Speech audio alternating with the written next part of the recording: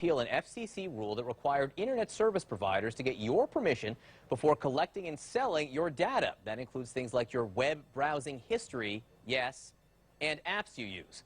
Republican supporters say it's about time that the old privacy rules stifle innovation and prevent your internet provider from competing with the likes of Google and Facebook. I want to bring in Jeff Chester with the Center for Digital Democracy. And Jeff, I know you actually have a position on this. You're an advocate for one side. But before we get to that, I just want to have you explain to people how this is different. The information that your internet service providers have and now will be able to hand over as compared to Google, Facebook, Instagram, which also hand over that information. Well, your internet service provider, like Verizon, Comcast, and AT&T, have a front row seat into your lives. Your most personal details are now online. Your financial interests, your health concerns. Are you searching for depression? Does your child have attention deficit? Are you looking for a loan? You know, who did you vote for in the last election? All of this information is now online. And the ISPs have a kind of one-stop shopping system in place that can gather and make lots of money off all this information. Look, you decide to go to Google and Facebook, and you know they're an advertising-based business. But you pay a lot of money each month for your computer connection at home or your mobile phone, and don't expect the same company to also basically steal your information and sell it to the highest bidder. So you're saying you have more of a choice to go to Google, more of a choice to go to Facebook, more of a choice to go to Twitter. You know what you're getting into there. But getting on the internet in and of itself now is almost a requirement for being a member of this society. And then you're opening yourself up to all that information, which will now be available to the highest bidder? That's right. Well, look, the ISPs, these big internet service companies, and let's remember that most Americans don't have much choice when it comes to their internet service provider. We really have kind of a monopolies here. And they also bring you your television service. You know, they've invested a lot of money in today's big data technologies to generate new profits. Look, because of innovation and because of our use of the mobile phone, companies are now able to know so much about us, and they're able to tie all that information together in profound ways that wasn't before possible.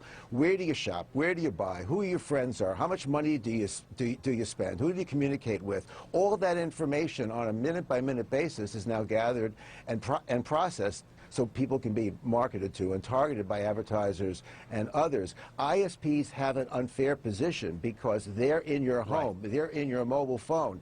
All the FCC rule said was they have to ask first before your sensitive information, your most personal details, could be used. The regulation didn't say they couldn't use it.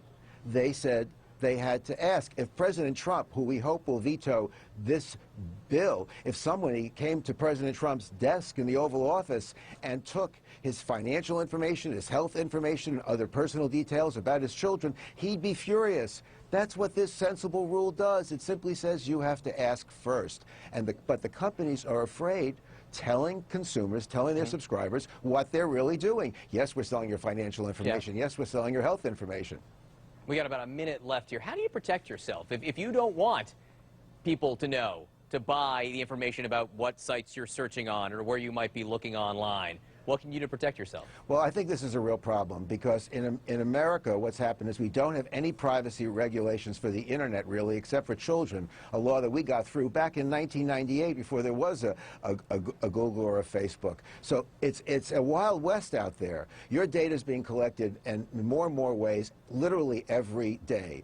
Now, you can be technologically savvy, and maybe you can afford to kind of buy some technologies to get you out of this and wipe out your cookies, but for the average person who wants that free shipping, who wants that discount, who wants to know where the restaurant or the drugstore or the gas station or directions are, you have to give up this information. Right. You know, and you're not told what it's going to be used for. So people have no control. And for the first time in almost 25 years, people were about to be given some control over the sensitive information, not about buying a book or buying a shirt, but about your health information. That's why we need people to go on the White House website, the We the People petition, and sign a petition and tell President Trump, protect the average American's privacy. This is about families and kids.